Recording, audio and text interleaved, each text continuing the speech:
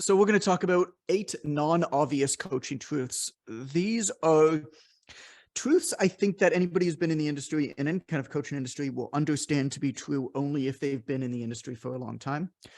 These might rattle your cage a little bit, ruffle your feathers a little bit. You might feel almost like offended, I think, by some of these. They might hurt you a little bit. You might say, no, that's not the case, but I urge you to really think about them, and we're going to have a bit of a conversation about each one. So there's 8 non-obvious coaching truths. This is kind of a grab bag episode. It's going to stem from just general philosophy about how to approach coaching, to marketing, to client care and what matters and what doesn't matter. And we'll see how I do. I got sleep last night, but I also just ate 4 tacos in give or take 3.5 minutes. And I don't know if you've ever eaten 4 big street tacos in about 3.5 minutes and then walked home in the like 25 degrees Celsius heat up a big hill. I feel like taking a nap. And instead I'm with you all. So how wonderful. And Amber, how are you? I never ask how you guys are doing. How you guys doing today? Oh, I've been building lots of Lego sets with Nate, so it's been a good day. It's a good day. Mm-hmm. When? How you doing? I had salmon. Good. Yeah. Okay, non-obvious coaching truths. So the first one. Man, we are riveting. Killing this episode already. Non-obvious truth about coaching number 1. What I'll do is I'll read it, and then I'll open it up to any reactions. We'll have a conversation, then we'll move on to the next. Okay. Ooh, Non-obvious truth number 1. If you're always busy, the secret isn't figuring out ways to be more productive. It's to figure out what you shouldn't be doing and to stop doing.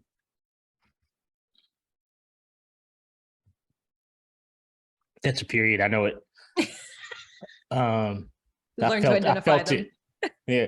Well, John drinks pop on the show regularly. And now I know that when he takes a sip of the pop, it's definitely a period. It's not a comma. So there's a visual aid for me now to figure out. It's like he turns on the talk now rin sign. So Amber, I've got to say, we probably run into this all the time with our perfectionist procrastinators, and they got stuff.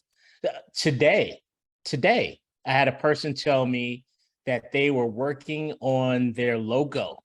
And when the logo was done, they'll be ready to start.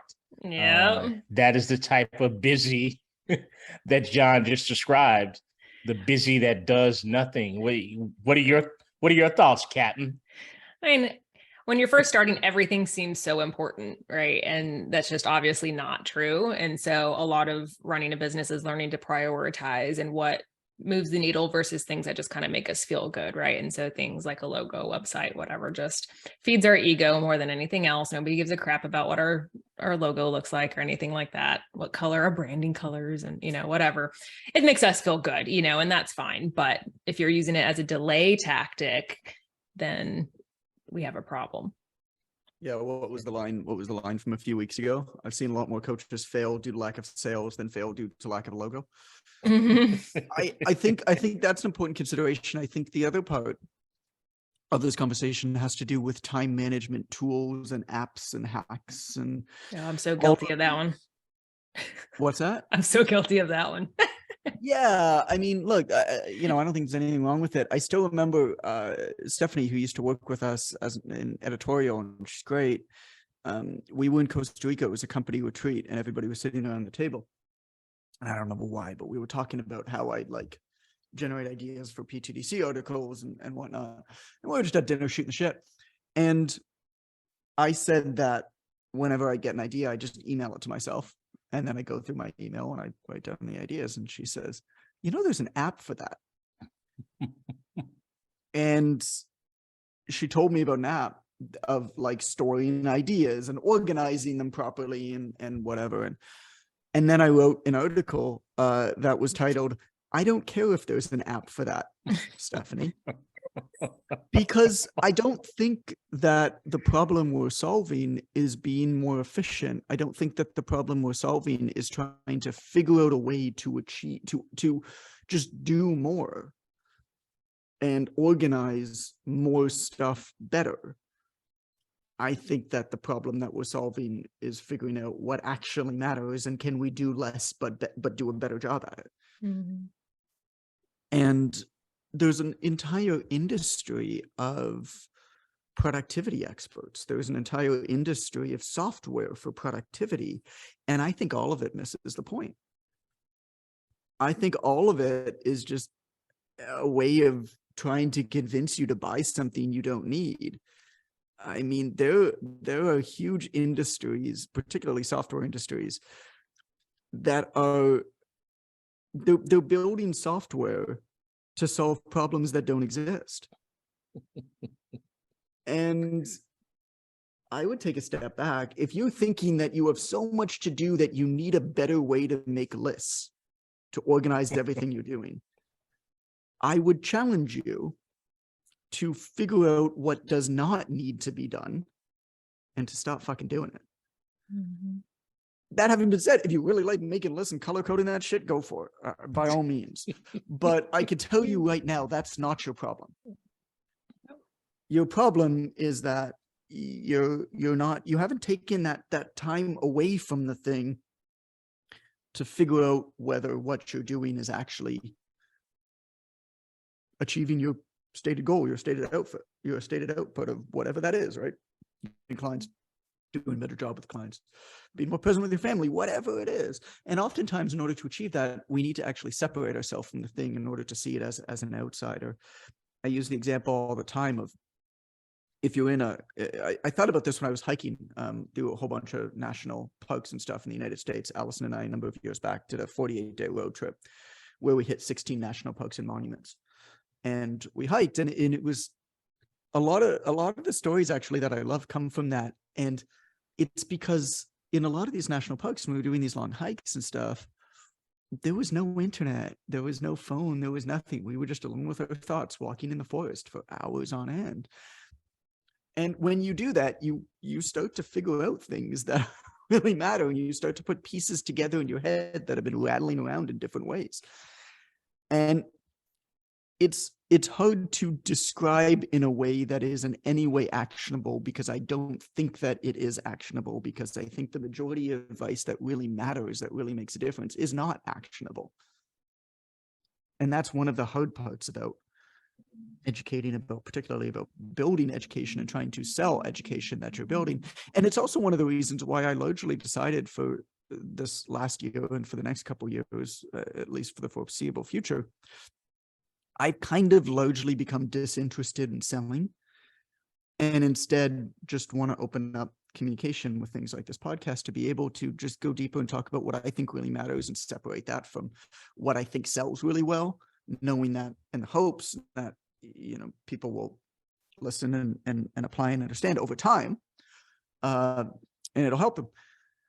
And so one of the examples from that I thought about on one of these hikes, one of these hikes, I don't know, it wasn't a hike, it was like a walk in the forest. Yes, was if you're up against a tree, if you're facing up against a tree, all that you can see is the bark of that tree. But if you take 5 steps back, you might be able to see a few trees beside one another, right? But if you were to walk up the pathway that overlooks the valley that the tree's in, well, you might see a river on the other side of the tree. And what I mean by all of that is that if you're too close to something, that's all you can see. Every once in a while, what we got to do is we got to separate ourselves from that thing. We've got to look at that thing as an outsider. We've got to look at that thing for what it really is in comparison to everything else. The problem is we're just made to believe that we need to do so much these days. And I hope that this non-obvious truth separates yourself from that. Really, all that you need as a coach is one market, one marketing channel, one service. That's it. That's all you need, right? Who it is you serve. You have one marketing channel. Maybe that's content. Maybe that's like something you do in person, whatever it is. You need one that's going to target them. And then you need one like conversion element, right? That could be a sales call or some. And then you need one service element, one product you sell. The answer, if you don't have enough business, is not to do more shit. It's probably actually to do less and to do a better job of it. The problem with that, the difficult part with that, is that it forces you to examine all of the painful parts and holes in your service and things perhaps you don't do well, which sucks. But that's how you're ultimately going to grow. Anything else on number one? Where a lot of businesses end up closing is because they try to expand versus going deeper. So taking like the one product, the one service that is their like all-star outperformer, instead of putting more effort into doing well there, they end up trying to expand and creating things that may not necessarily be what their target market's looking for. So learn what your all-star product is, do that exceptionally well. And if you happen to find something else, then sure, add it. But like, if it makes sense, but focus on doing a really good job there and just save you a lot of time. I would even be careful in giving the advice of, if you happen to find something else, do it if it makes sense. Yeah, if it makes sense. Yeah. It makes sense. Hard. Is a slippery slope. Right? It is. Yeah, there's a lot of nuance there for sure. I don't like blanket statements. I always add something. No, I know. Well, it's one of the hard parts about doing this in a podcast. It's like a one-way communication. Yeah. Is that there's different ways to look at it, and obviously it's situational. But what I'll do is I'll leave you with this. Generally, if you're doing anywhere from like $0 to $100,000 a year, you pretty much just need to make sales. However you make sales, like don't worry about anything other than making a sale. Like nothing matters until you make sales enough to make $100,000 a year. $100,000 a year to about $1 million a year. At that point, you need to hone in on the one product that you're offering and your sales process, and one marketing channel until you're doing $1 million a year.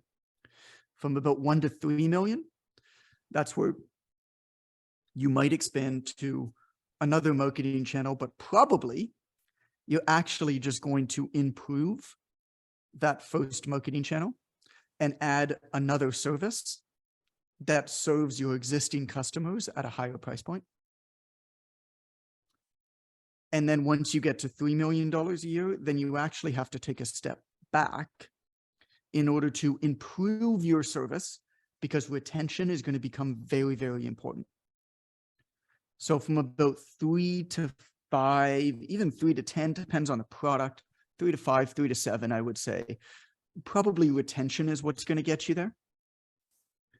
And then at that point, and only at that point, do you start thinking about product line extensions and other lead generation. So yeah, if you're doing $5 million a year, sure. If you're pushing away at 50,000 a year and you think that it's because you think the solution is to offer another service, I can almost guarantee you it's not. That's not the problem. Okay, number 2. Non-obvious coaching truth. Numero dos. The market for people who lean into their uniqueness is never saturated. The easiest way to get customers is to become the perfect choice for a few instead of a good choice for many. That's tremendous. So one challenge that I see with coaches, the coaches that we coach in the Online Trainer Academy, which is top notch. I mean, it's just a beautiful, beautiful certification course. Is that the more experience they have in person, the more personally they seem to take the idea of niching down as an assault against their ability. Say that once more. The more experience they have in person, the more likely they are to take the idea of niching down as an assault against their ability, because they can work with everybody. I've worked with so many different people. I'm so skilled across the board. And it seems counterintuitive to them. One thing that I've been pointing out to coaches this week in particular is to flip the idea of niche towards the customer, because you may be skilled enough to work with multiple people, but most people aren't skilled enough to discern that you're the right coach for them. You've got a freezer, you got a cooler full of bottles that all say liquid, and nobody knows what liquid is inside, but they're thirsty, right? Could be piss, could be motor oil, could be delicious juice, papaya, right? But there's no label on the bottle for the customer. So what do? Do they just try to sample them all? Do they just ask what the price is? We'll just take the cheapest one. Do they ask for the purple stuff? You don't know. Which is good, because I'm becoming a survivalist, and one of the things I've been doing is storing my piss in the freezer. Storing your urine for later consumption. It's important. It's I don't actually do that. I wish you to not elaborate, but I met a guy who did once when we would live in a place called the Sanctuary, which is in a very remote part of an island in Thailand called Had Yuan. There was, oh my God, weirdos that were here. This was like the most spiritual people ever, and like the healthiest people ever go to this place and live there. And they're like super spiritual and doing like coffee enemas all day and doing all these things to try to like improve their energy. And then they're just doing MDMA and partying until 10 in the morning and having unprotected sex with each other, and then like being spiritual and healthy again during the day. That was like this type of place. Anyway, I lived there for about 3 months. It was an experience. But one of the guys who was there really enjoyed embodying animals. This was like his thing. And so you just find this dude in a tree, and he would just like be pretending that he's a monkey, or he'd just be like hopping on the ground and he'd be a frog or something. And one of the things he did was drink his own piss. Oh, this just confirms my decision to not leave the house that often. So thank you for that. When there is an open invite for you to travel with me anytime, my friend. What show am I on today? Oh my gosh. But I like a lot of the example that you give there to bring back, because what you just showed there is again yet another example of the power of inversion. Yes. When you invert the problem of, well, I can help everybody. Yes, you can probably help a lot of people. I've trained in person for a lot of years too. I helped a tremendous variety of people. But do people hiring a coach, particularly hiring an online coach, but even a coach, can they discern, right? If you invert the problem, can they discern? Do they know the difference? No. Are they even listening enough to figure out the difference between you and between somebody else? And the answer most often is no. And if you happen to have location bias working for you, and you happen to be in a gym, and that gym is close by to where somebody lives, and they walk in there because it happens to be close, you might get that customer. But if you don't have location bias working for you, well, you're not even going to be able to talk to somebody. They're not even going to listen to you long enough for you to be able to tell them that you can help them. You just don't have a chance. And they just won't know whether that bottle in the fridge is too many unlabeled choices or piss. Just too many unlabeled choices for them to choose. They're not an expert. The frogman's piss, I don't think he kept it in the fridge. I think he just probably just kept like a Dixie cup with him and just like just wait like 1 hour this day. I don't actually know his process for drinking. Can we move on to the third non-obvious coaching choice, please? I'm getting a little nauseated. I've been reading far too much Captain Underpants to Calvin. Yeah, don't blame your child. Anything else you guys want to add to the idea of the market for leaning into uniqueness is never saturated before we move on to the third? No, he nailed it. No, I just want to. Yeah, I just want to move on. I just want to move on. I'm deeply uncomfortable. Non-obvious coaching truth number 3. Okay. Your process of getting results doesn't matter to your client. All they care about is who they will become as a result of your process. Amen. Amber, tell me what you're thinking. I know. I just, it's funny when we're helping students, and they get really excited about building their packages, and it should be exciting, right? Like this is a lot of the fun is building out, the process. And and they're, telling us, how they're gonna, get their clients results. And it's like, okay, well, we're gonna do X amount of these type of workouts, and then this kind of workout, and then these nutrition habits, and then this and this, and then we'll do calls and all this stuff. I'm like, don't tell them like any of that. Like, don't tell them like it's most the question of that you brought up. I think the episode might have gone live today, which is irrelevant because I don't know when this episode's going to get out. So what? Sorry. The episode came out on March 15th, which is when we're recording this to everybody. So if you're listening to this after March 15th, which you are, this is not current. Anyway, the episode today, you recommended, Amber, and I thought it was a great piece of advice, to always ask yourself, or to always give a so that statement. So whenever you're thinking about what you want to actually serve a client, the process with which you serve a client, always add a so that statement. So you get a personalized workout program so that blah, blah, blah, blah. Right? And then and this is why the uncomfortable, non-obvious choice that we just discussed is so important too, because how you relate your customized workout program is wildly different to my demographic, hot mess working moms, versus working with a college baseball, guy that wants to play in the MLB versus somebody in their 60s who's recovering from an ACL injury, right? Like how you talk about custom programming is never going to be the same. And if you don't know who you're talking to, same feature, same thing. Same thing. Your process of creating it is the same thing. You might even be the same coach doing that for these different people. The reason why they want it is different. And I think that's what this all comes down to, is what you want and what you do is very egocentric to you. But a great coach is very client-centric.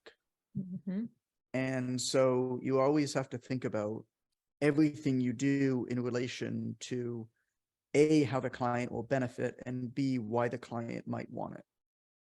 And why they might want it in their mind when they start might be different from how they will ultimately benefit. And you kind of have to understand both of those when you're nodding your head. I feel like that probably needs some explaining. You want to dive into that? No, I love the statement about giving them the understanding of why the hell does it matter to me, right? Because it's so easy to not think about that, because we spend so much time, particularly as new coaches, we spend so much time focused on what we're going to get out of the relationship. It's hard not to, it's not malicious. You got your kids running through the house for people that have them. You're like, shit, how am I going to feed this offspring? Right. It's just a natural thought to turn a lot of it in on yourself. So we trip up, because we're self-focused. Again, not maliciously, but it happens. Yeah, I get it. malicious. And if you think about it too, is that again, from the client perspective, they're wanting to achieve this thing and they haven't been able to do it on their own for whatever reason. So it's hard about what they're about to go through. And then when we explain a process that's like a million steps, it's overwhelming. There's no freaking way they're going to want to jump in, right? Like max 3 things. Like really don't need to explain more than that. Hit their top pain points and then let everything else be like a wonderful surprise. Make it easy and not overwhelming for them to get started. Because even if it's all wonderful and touches everything that they could ever hope and dream for, it just makes it that much harder to get started. So in copywriting, marketing, copywriting, advertising, the rule is identify the number one biggest benefit of your service to the customer and eliminate everything else. Your entire hook, your entire appeal needs to be focused on one thing. And the reason for that is quite simple. Confused people don't buy. They don't. They do not. The more you confuse them, the more roundabout, the more they have to think, the worse the odds are that they're going to sign up. And you really have to focus in on one thing, which is goddamn hard because you know all of the different reasons why your thing could help them. And I mean, the process that I used to go through when I was building products, it was a cue card process. I used to love using cue cards. I don't really so much anymore. I should get back to it. But I would take a fair amount of time. And I'm not necessarily recommending you do this, but just to give you an idea of what I used to do, is I would sit down and I would write down every possible benefit that whatever I wanted to sell would have to the person I wanted to sell it to. Everything. Nothing is a bad idea. Nothing is a bad benefit for a few reasons. One is, I think when you're brainstorming anything, you don't want to interrupt the process of your brain working. So you can't try to think up things and put them through a filter, whether the things are smart things while you're thinking those things. You have to separate those two concepts. So I would just write down everything that I thought about. And oftentimes the root of a good idea is a very, very bad idea. And so what I often found is when I was going back through them, be like, well, that's dumb shit. John, that's really stupid. But, there's that piece in that, or there's that word in there. There's, something to this. Like this is such an obviously stupid statement. Why do I keep thinking about it? And so then there's like a nugget of something there. But what I would do is I would work my way and remove and remove and remove and remove. I'm imagining March Madness brackets. And until you get a winner. Kind of. I mean, it's not dissimilar from that. What I would do is I would take all of the main benefits. So the number one benefit would be what I'd base the marketing off of. Mm-hmm. All of the other benefits I would look at and I would say, did I solve these problems with my actual service, with my actual product? They wouldn't be included in the marketing, but they'd absolutely be considered with the actual product or service that I was trying to build. Okay, number 4. The next non-obvious truth of coaching. The easiest sales are made through personal recommendations, not social media or online marketing. Somebody who met you once somewhere in real life is more valuable than thousands of social media followers. I don't know the numbers yet, and I kind of want to figure out the numbers. And I kind of want to do this experiment because I think it would be jarring and disturbing and educational. I put out on my Instagram every so often, just like a story, basically a call to action of hey, if you want this course, send me a message and we'll send you the course. So generally, whenever we do that, we'll get anywhere from 500 to 1,000 plus people responding. And then Alina and her husband, Jose, respond one by one to every single person with the link. Thank God for her. And I love them for it. Good for them. And I would too. But what then happens is we try to follow up with every single person and just say, hey, I'm curious. Are you training online, or how many clients do you have right now?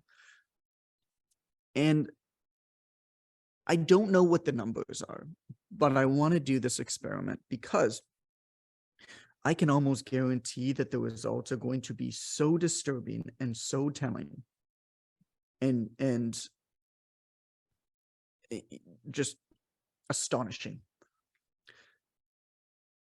There were over 500 people who responded to the last one that I put out just a few days ago, and it was for a free course about online training.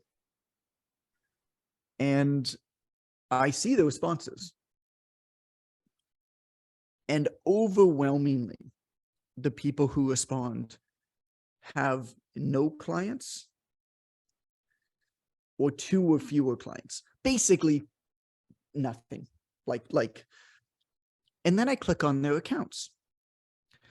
And these people are creating content multiple times a week. Their account is clearly branded to themselves as being a fitness or nutrition professional. And they're actively trying to build business, and they've been doing it for some time. And so the numbers that I want to figure out is okay, let's say there's 572 people. 85% of them have 2 or fewer clients, and 80% of them have created at least one piece of fitness-specific content in the last week and have been creating at least one piece of content a week for the last so many months. Something like that. You know what I'm saying? Because it is so obvious that this shit just doesn't fucking work the way that most people are doing it. because it's generalized, it's unspecific, it's not targeted. You're doing this thing because you feel like you should do it, not because you want to do it, not because you have any direction, not because you have any real strategy. What you're doing is you're working forwards from the solution. You're saying, I need to use social media, Instagram, create fitness content to get clients, instead of saying, okay, I need to get clients for my coaching business. What's the best way for me to do that? Okay, well, what are the types of clients that I want? What do they need? Where are they? How can I talk to them? And as a result, they're stuck in this continual process of just doing what so clearly is not working. And they think the problem often is just to do more of it, but it's never worked. Do the wrong thing harder. So the easiest sales are made through personal recommendations. It's not social media. It's not online marketing. That's not to say that social media and online marketing cannot work. It absolutely does work. I can teach you ways to make it work very, very, very well. But still, somebody who met you once somewhere in real life is more valuable than thousands of social media followers. And a social media follower who feels like they have a personal connection because of some sort of uncommon commonality that they have in common with you, that is weird, that is wacky, or you've had like an actual conversation with them, even if it's online, is more valuable to you than thousands of generalized people you've never met.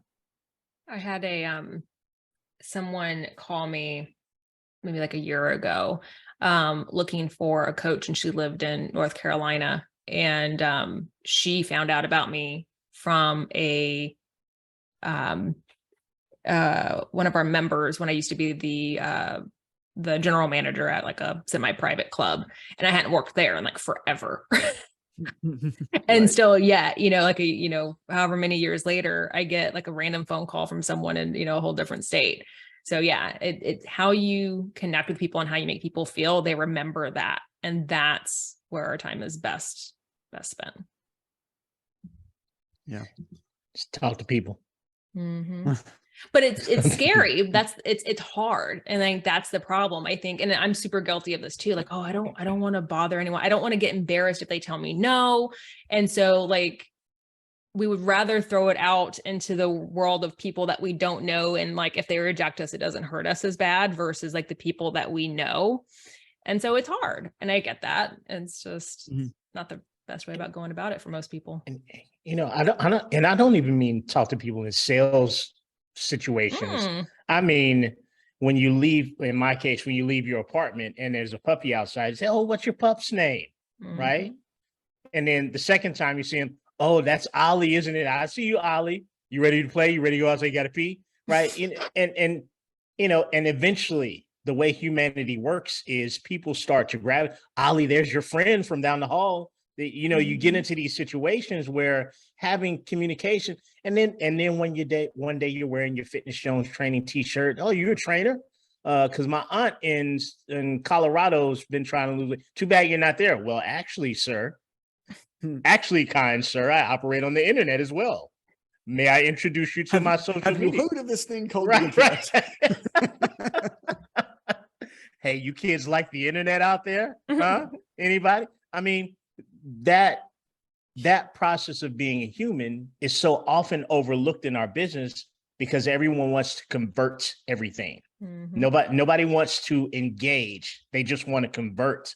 Every time you pass by a human, whether on the internet or whether in person, you have an opportunity to engage that at least opens the door to a later conversion.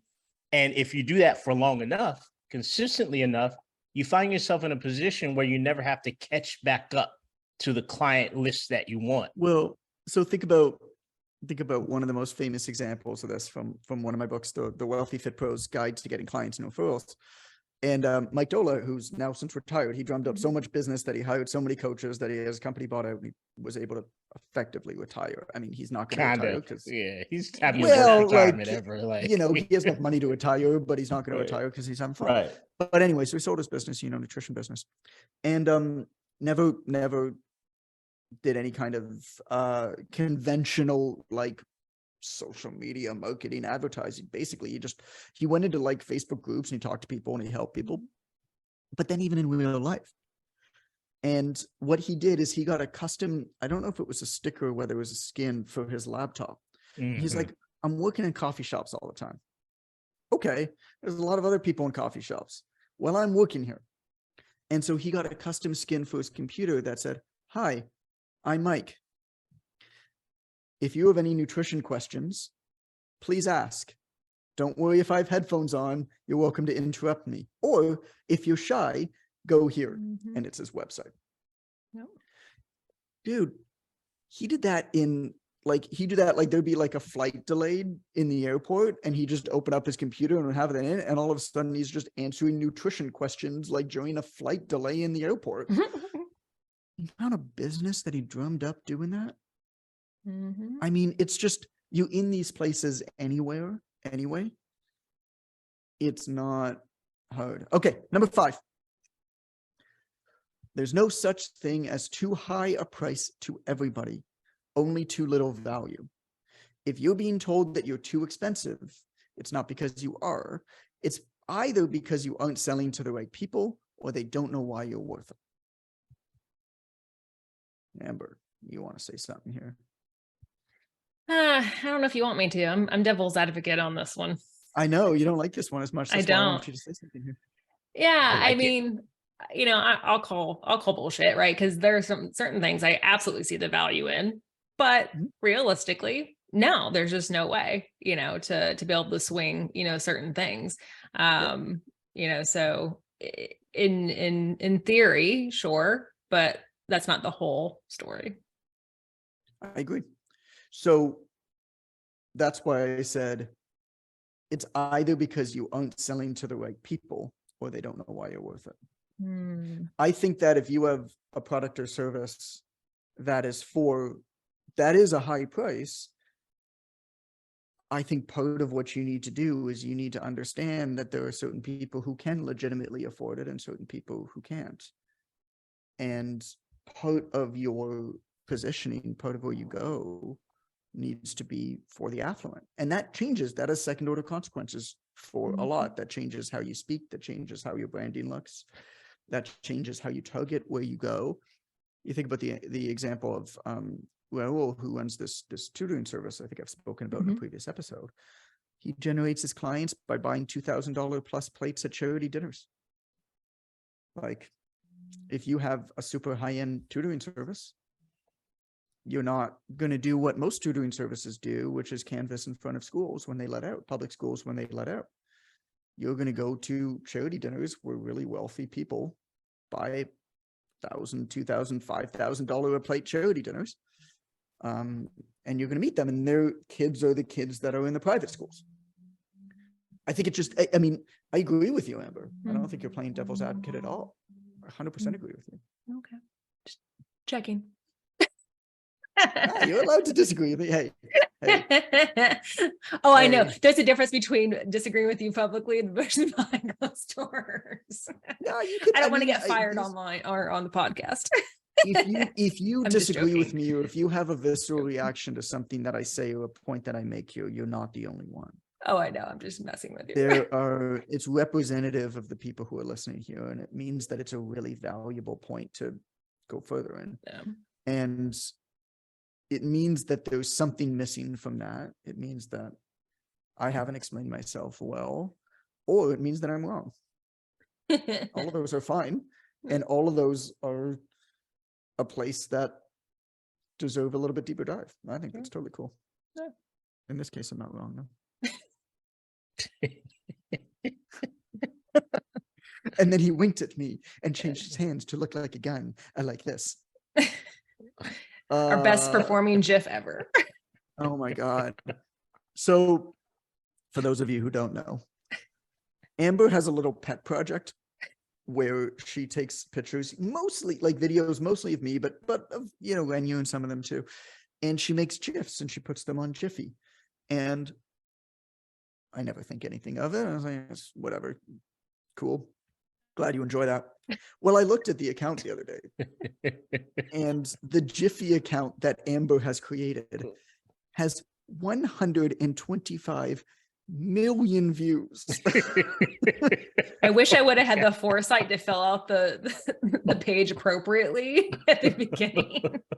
And for anybody listening, I'm gonna pause after I ask this question before I tell the answer. How much money in total do you think we've made from all those views?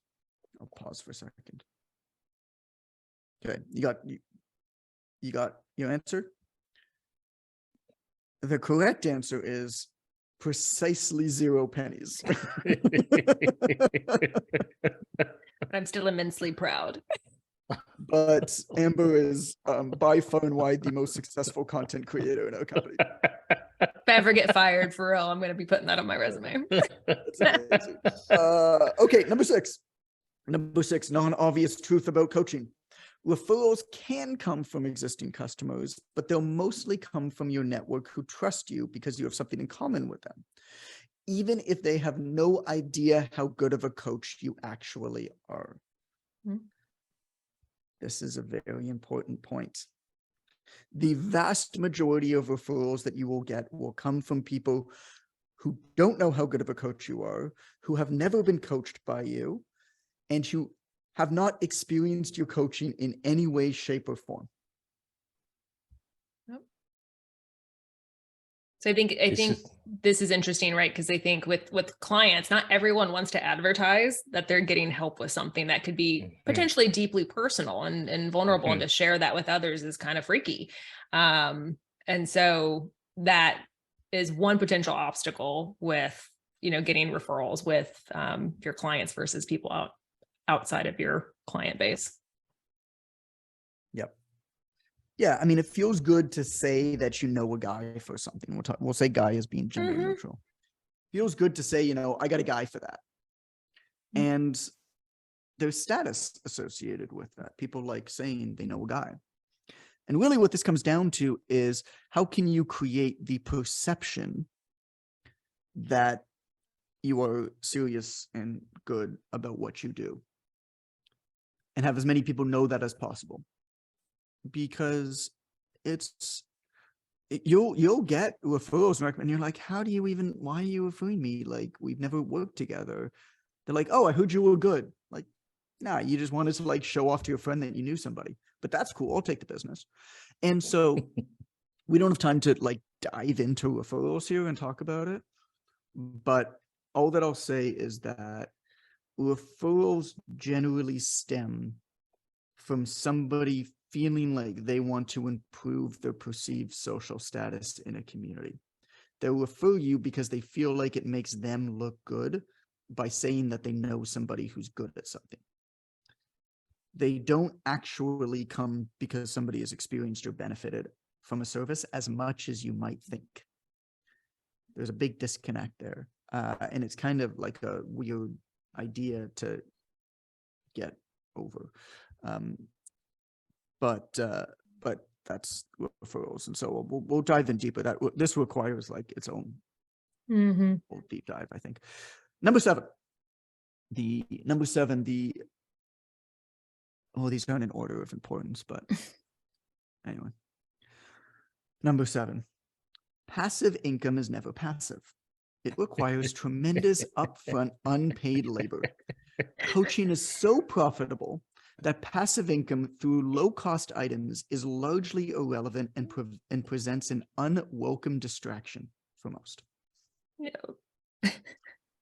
Coaching is one of the most profitable, low barrier to entry, cash up front, low expense businesses that exist in the planet. If you're not a complete Dumbo with your money, you can generate tremendous wealth as a coach because it's cash up front. Cash up front compounds. As long as you are aware enough to live well below your means and invest that cash. And when I say invest that cash, you don't need to invest it in some get rich quick thing. You just need to invest it intelligently for the long term.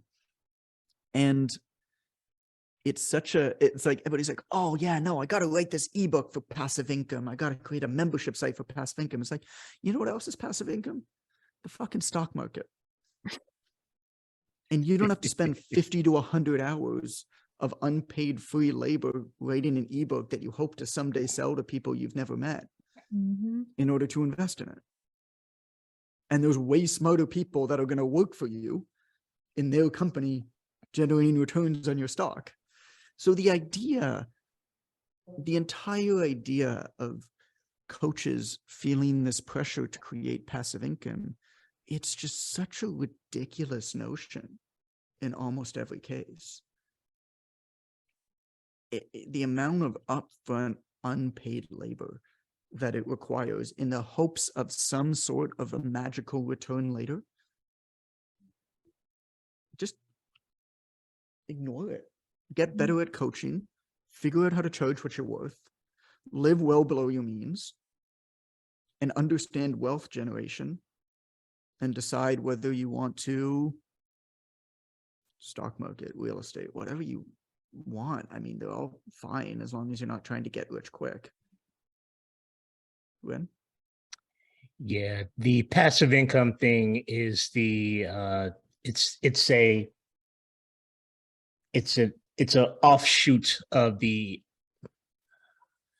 coveting the not the real entrepreneurial lifestyle, the social media entrepreneurial lifestyle, where you rent a Lamborghini for the next 2 hours and stand in front of it with a stack of I went to bed $100 bills. and I woke up and looked at my Stripe account. I made 3 sales of the $20 ebook. I made money while I sleep. You know what, motherfucker? So did I. Yes, I did too. On NVIDIA stock. Like, so microprocessors when I slept too. Like, I didn't have anything to do with making them shits. You know? It costs more money to try to generate income passively, because you spend months and I won't even say months and months, because I don't like wasting minutes of my time. You spend hours and hours trying to build this trap, this money trap, that money's going to go by your house and it's going to fall into the trap. There's money bait in there. When you wake up, there'll be a live $100 bill under there trying to get out. On that hole. Right. I mean, and let's even say that you miraculously get one to work. How many times did you have to fail in order to get there? Because the odds of you even nailing it the first couple of times are nil. And so, that amount of time wasted is compounded by that fact alone. The more and more I think about this problem of particularly coaches, I mean, I'm sure it's the same in a lot of industries that I'm just not as familiar with, but the coaching industry is just it works so well because it's such a cash flowing industry. And the more and more I think about this problem, the more and more I think that this problem stems from just such poor generalized financial awareness. Mm-hmm. And that's a problem with how, I mean, I like growing up, I mean, I wasn't educated on wealth management. I wasn't given a lot of financial awareness growing up.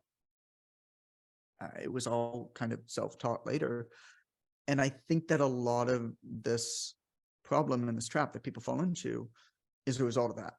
I think if more people really understood wealth generation and investing intelligently, like none of this crazy media sensationalistic, hey, this thing has gone up, this thing has gone down. It's like, we joke a lot, like, I think that you should buy Bitcoin. It's like, I don't think that you should trade Bitcoin, but I think that Bitcoin is a worthwhile place to sock away a little bit of money for the long term, more because I believe in the idea of it and I believe in the problem that it solves.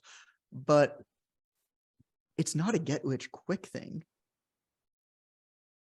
And I don't know, man, I believe very, very strongly in just doing things day in and day out to try to get rich slow over a long period of time. And I'll tell you, I mean, I'm seeing it now that Allison and I have this for about a decade. It's been about 10 years since we started like investing in earnest. And I just looked at her. I was like, put it this way. Okay. I did the math on this because I thought that it was interesting. I said to Allison, I was like, hey, baby, I got news for you. I was like, if we keep doing what we're doing at the pace we're doing at, in 50 years, you want to know how much money we're going to have? She's like, what? I was like, guess. She's like, oh, I don't know, like 30 million, 40 million. I'm like, $328 million in 50 years. It's a lot of Is loonies. how much money. Now, I mean, that's a ridiculous concept because we're not going to keep doing what we're doing these years, which are in the basically our highest earning potential in our life.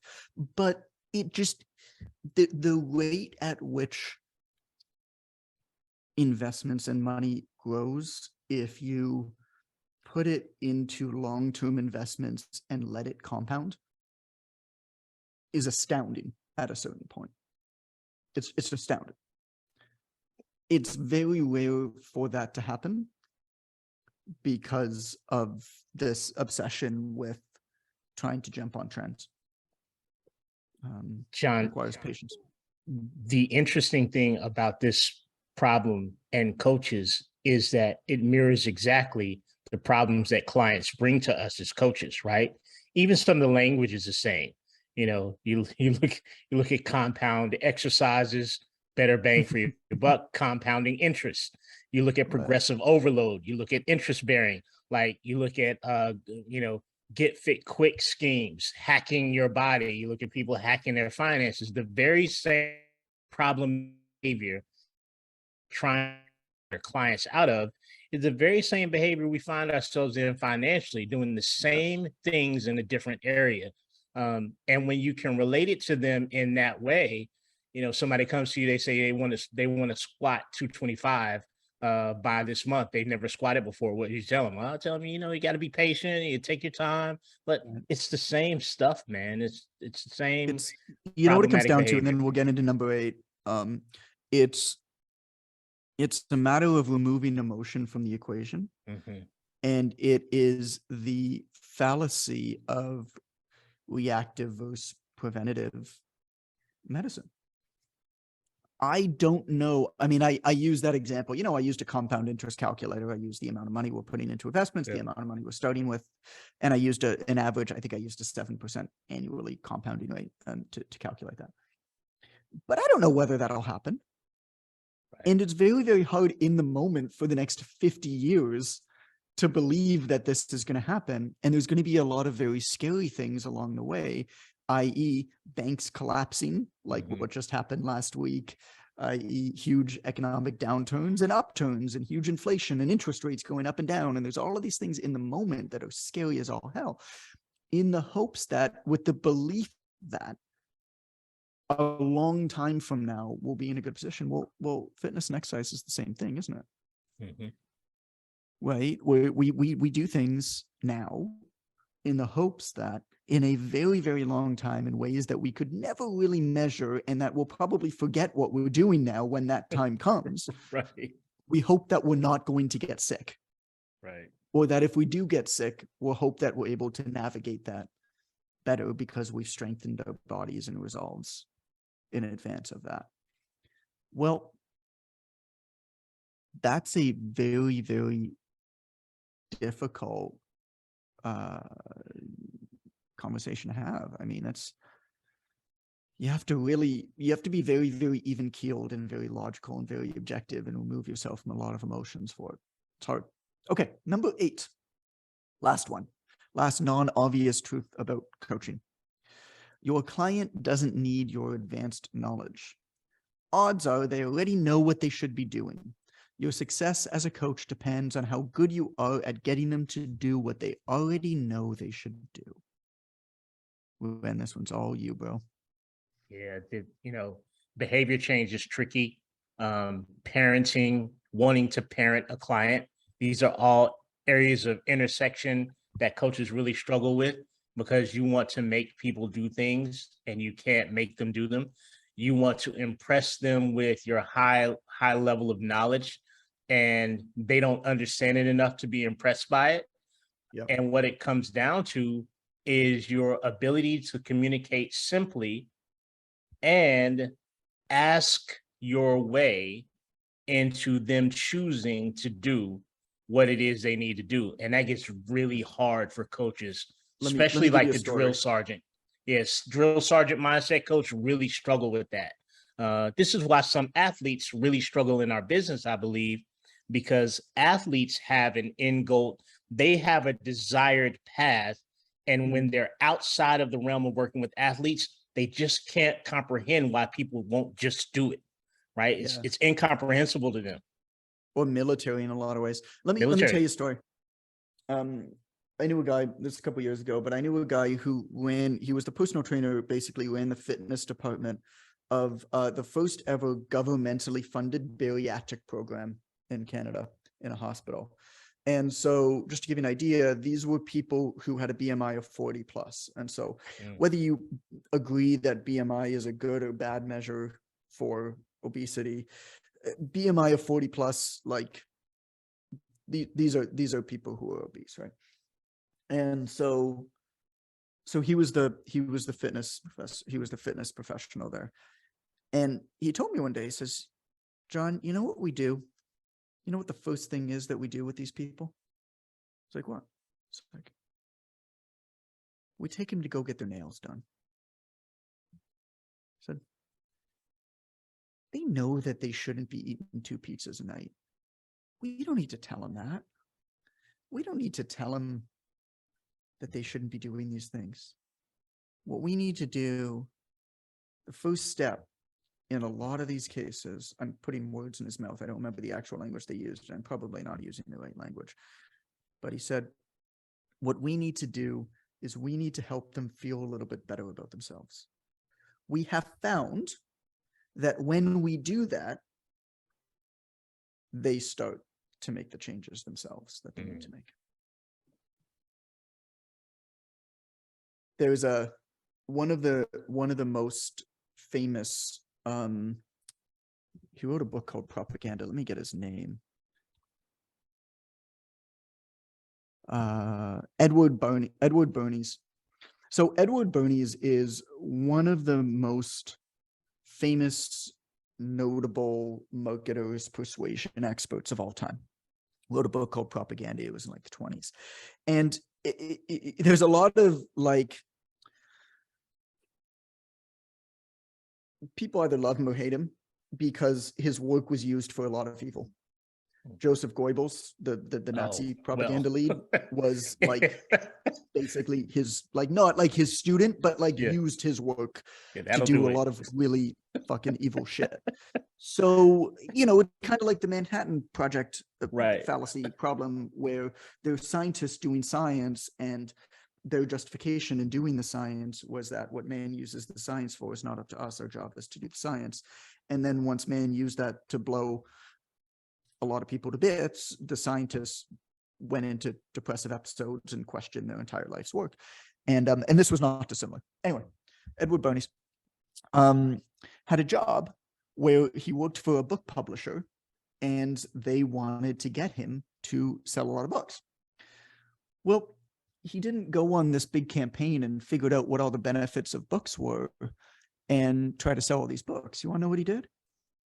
He went to the biggest companies that built houses and he convinced them to design houses with bookshelves.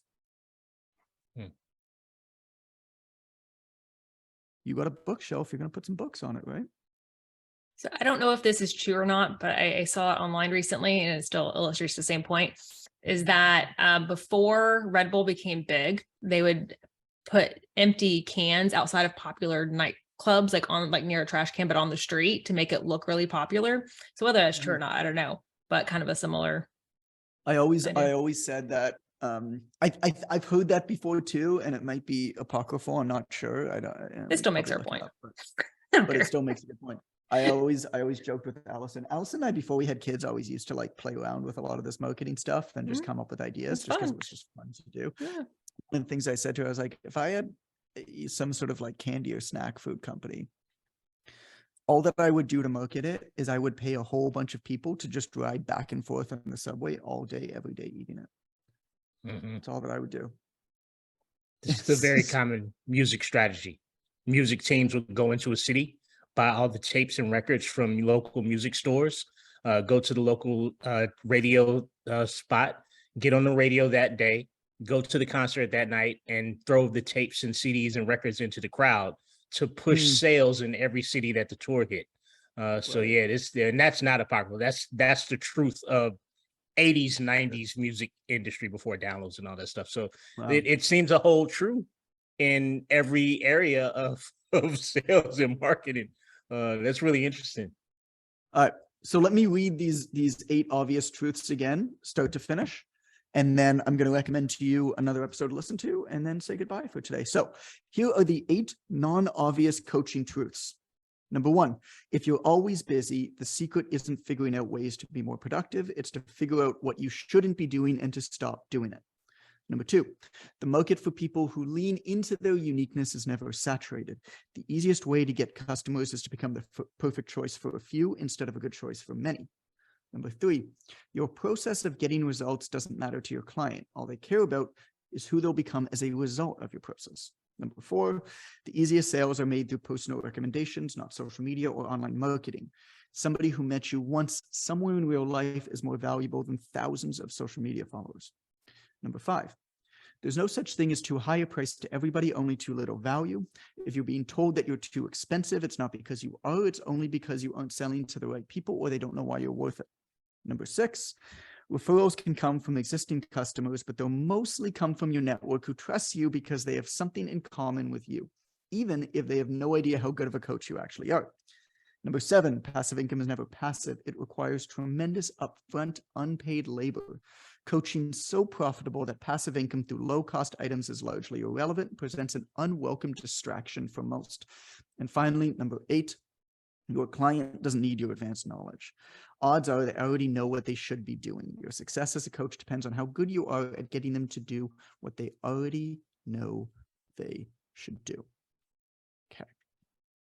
Let's find an episode to recommend to you all today. So if you're looking for another episode to listen to right now, I recommend episode 26. The title of this episode is Big Fish, Little Pond versus Little Fish, Big Pond. The idea behind that is, what would you rather be, right? Would you rather be the go-to for a smaller market, or would you rather be a reasonably insignificant part of a much bigger market? It's a good question to ask. I have my opinions, but I'll let you listen to the episode, come to your own conclusion about what is right for you. Like a lot of what we talk about here, neither is better or worse. They're simply different. And what's important for you is to make the conversation, is to make the decision of which path is right. And so that's episode number 26, Big Fish, Little Pond versus Little Fish, Big Pond. It's the Obvious Choice podcast. And wherever you're listening to podcasts, you can just go back to episode 26. Thank you again for listening. Really, really appreciate you logging on, spending some time with us. This was a fun kind of random episode. Hope that you liked it. Talk soon.